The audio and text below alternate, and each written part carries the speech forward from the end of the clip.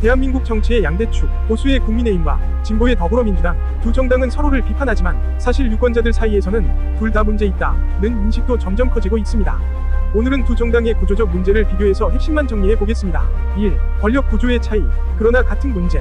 국민의힘은 전통적으로 대통령 중심 정당입니다. 특히 윤석열 정부 이후 당이 정부를 견제하기보다 방어하는 역할에 치우쳤다는 비판이 있습니다. 지도부 갈등과 계파 충돌도 반복되고 있습니다. 반면 민주당은 강한 당대표 중심 구조입니다. 현재 당의 정치적 운명이 이재명 대표 개인 이슈와 연결된다는 평가가 많습니다. 정리하면 국민의힘은 대통령 위존, 민주당은 대표 위존 구조라는 공통 한계가 있습니다.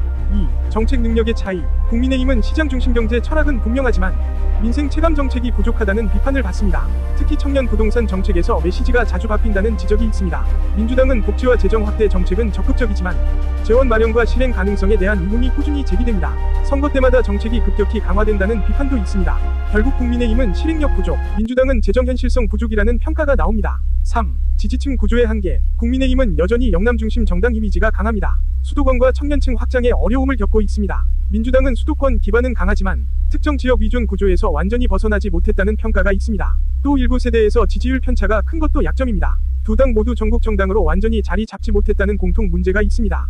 4. 인물 경쟁력 문제. 국민의힘은 새로운 인재보다 기존 정치인 재등용이 많고 일부 인사의 발언 논란이 반복적으로 선거 악재가 됩니다. 민주당은 내부 비판이 약하고 지지층 결집이 강한 대신 인물 검증이 느슨해질 수 있다는 지적이 있습니다. 결국 국민의힘은 인물 교체 속도 부족, 민주당은 내부 견제 부족이라는 문제를 안고 있습니다. 5. 정치 스타일의 차이. 국민의힘은 안정지향적이지만 변화 속도가 느리고 민주당은 개혁 추진은 빠르지만 갈등도 크게 만드는 경향이 있습니다. 하지만 국민 입장에서는 누가 싸우는지가 아니라 누가 삶을 바꾸느냐가 더 중요합니다. 마무리. 보수냐 진보냐의 문제보다 이제 유권자들이 보는 건 누가 경제와 민생을 해결할 능력이 있느냐입니다. 정당이 바뀌는 것보다 정치 문화가 바뀌는 것이 더 중요합니다. 여러분은 두 정당 중 어디에 변화가 더 시급하다고 보시나요? 댓글로 의견 남겨주세요. 구독, 좋아요 부탁드립니다.